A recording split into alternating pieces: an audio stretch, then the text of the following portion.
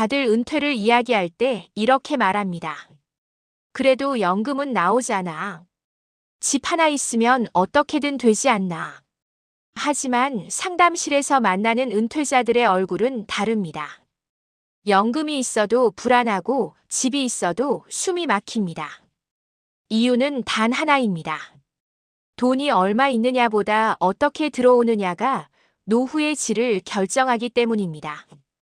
은퇴 후에도 돈이 끊기지 않는 사람들과 중간에 소득이 끊겨 삶이 흔들리는 사람들의 차이는 준비의 순서에서 갈립니다. 나는 자산을 숫자로만 보지 않습니다. 자산은 흐름입니다. 그리고 노후에서 가장 중요한 흐름은 끊기지 않는 소득입니다.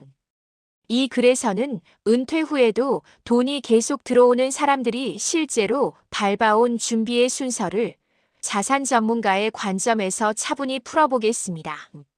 1단계 은퇴 시점을 날짜가 아니라 소득 단절 구간으로 본다. 대부분의 사람은 은퇴를 몇 살에 회사를 그만두느냐로 생각합니다.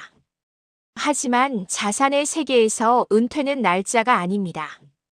은퇴란 근로소득이 사라지는 순간부터 새로운 소득이 완전히 자리 잡기까지의 공백 구간입니다.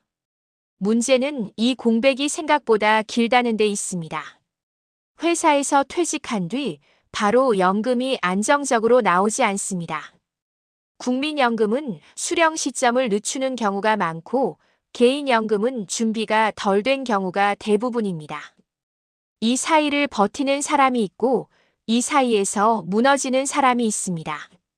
돈이 끊기지 않는 사람들은 이 구간을 미리 계산합니다. 내가 일을 멈춘 뒤 최소 5년은 연금 없이 버틸 수 있는가? 이 질문에 명확한 숫자로 답하지 못한다면 아직 은퇴 준비는 시작도 하지 않은 셈입니다. 2단계 모아두는 자산보다 버텨주는 현금을 먼저 만든다. 많은 사람들이 노후 준비를 한다면서도 정작 현금에는 인색합니다.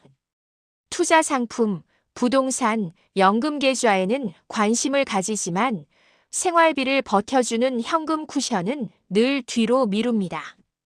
은퇴 후 돈이 끊기지 않는 사람들은 순서가 다릅니다. 먼저 생활비 23년치의 현금성 자산을 확보합니다. 이 돈은 수익을 내기 위한 돈이 아닙니다. 불안할 때 꺼내 쓰는 시간을 사는 돈입니다. 이 현금이 있어야 연금을 늦출 수 있고 투자 자산을 급하게 팔지 않아도 됩니다. 반대로 이 현금이 없으면 은퇴 직후부터 자산은 방어가 아니라 생존 수단이 됩니다. 이 차이가 노후의 체감 온도를 완전히 바꿉니다. 3단계 국민연금을 기초소득으로 재정해야 한다. 국민연금을 무시하는 사람도 많고 과대평가하는 사람도 많습니다. 하지만 돈이 끊기지 않는 사람들은 국민연금을 정확히 바라봅니다. 국민연금은 생활을 풍족하게 해주는 돈이 아니라 바닥을 지켜주는 돈입니다. 그래서 이들은 국민연금 수령 시점을 전략적으로 선택합니다. 당장 받느냐, 늦추느냐의 문제가 아닙니다. 이 연금이 언제부터 들어와야 내 다른 소득과 가장 잘 맞물리는가를 봅니다. 국민연금을 최대한 늦춰받는 이유도 여기에 있습니다. 그 사이를 다른 소득과 현금으로 버틸 수 있다면 국민연금은 노후 후반부에 강력한 안전판이 됩니다. 돈이 끊기지 않는 구조는 이렇게 소득의 시점을 맞추는 설계에서 시작됩니다. 4단계 개인연금을 저축이 아니라 월급으로 바꾼다. 많은 사람이 개인연금을 가입해놓고도 실패합니다. 이유는 간단합니다. 연금을 모으는 데 집중하고 쓰는 설계를 하지 않기 때문입니다. 돈이 끊기지 않는 사람들은 개인연금을 이렇게 설계합니다. 언제부터 받을 것인가? 몇 년 동안 나눠 받을 것인가? 다른 소득과 겹치지 않게 조정할 수 있는가? 연금은 금액보다 지급 방식이 훨씬 중요합니다. 한 번에 많이 받는 연금은 자산을 늘려줄 수는 있어도 소득을 안정시키지는 못합니다. 반면 적은 금액이라도 매달 들어오는 연금은 심리적 안정과 생활 리듬을 만들어줍니다. 5단계 일하지 않아도 나오는 작은 소득원을 여러 개 만든다. 노후에 돈이 끊기지 않는 사람들은 하나의 큰 소득원을 만들려고 하지 않습니다. 대신 작은 소득원을 여러 개 쌓아 올립니다. 임대소득, 배당, 이자, 저작권, 소규모 사업 수익, 콘텐츠 수익 등 형태는 다양합니다. 중요한 건 규모가 아니라 지속성입니다. 5월 20만 원, 30만 원짜리 소득이라도 34개가 겹치면 체감은 완전히 달라집니다. 이 소득들은 생활비의 일부만 담당해도 충분합니다. 연금과 합쳐지면 노후의 돈 흐름은 끊김이 아니라 연결이 됩니다. 이것이 자산이 일을 하게 만드는 구조입니다. 6단계 집을 자산이 아니라 소득 조절 장치로 본다.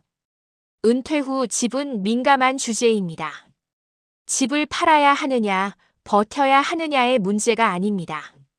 돈이 끊기지 않는 사람들은 집을 소득 흐름을 조절하는 도구로 봅니다. 다운사이징, 일부 임대, 거주 형태 변경 등 선택지는 다양합니다.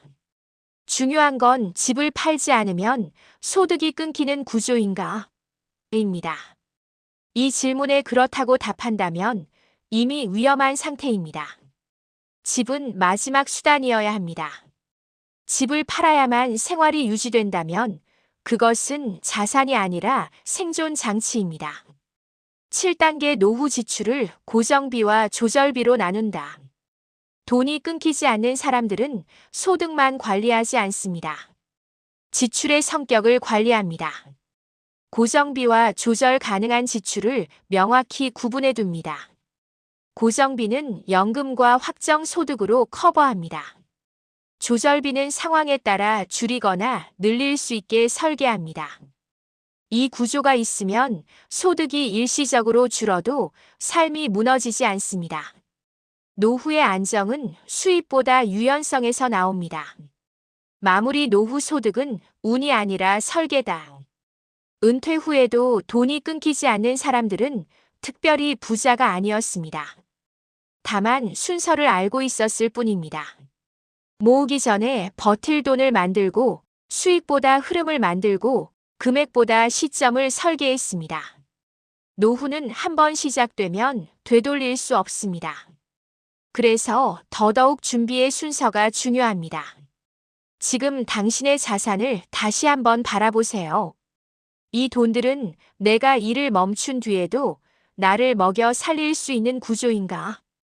이 질문에 자신 있게 그렇다고 말할 수 있다면 당신의 노후 소득은 끊기지 않을 가능성이 매우 높습니다.